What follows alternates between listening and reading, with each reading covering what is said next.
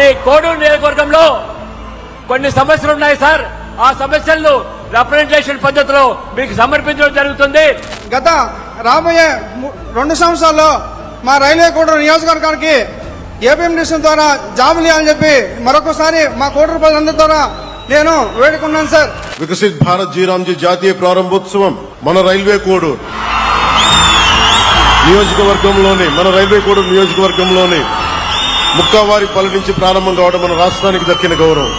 ఇందాక రూపానందన్ రెడ్డి గారు చెప్పింది ఖచ్చితంగా పరిగణలో ఉంది. అది యువతకి భవిష్యత్తుకి ఉద్యోగాలు అనేది.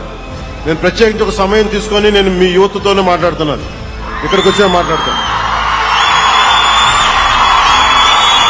ఇదే ప్రాంతంలో మైసూరావారిపల్లి నుంచి రాష్ట్ర వ్యాప్తంగా ఒకేసారి 13,326 గ్రామ సభలు నిర్వహించి ప్రజల భాగస్వామ్యంతో ప్రపంచ రికార్డు సృష్టించాం. అదే స్ఫూర్తితో ఈ జాతీయ కార్యక్రమానికి రైల్వే కోడూరుని వేదికగా ఎంచుకున్నాం.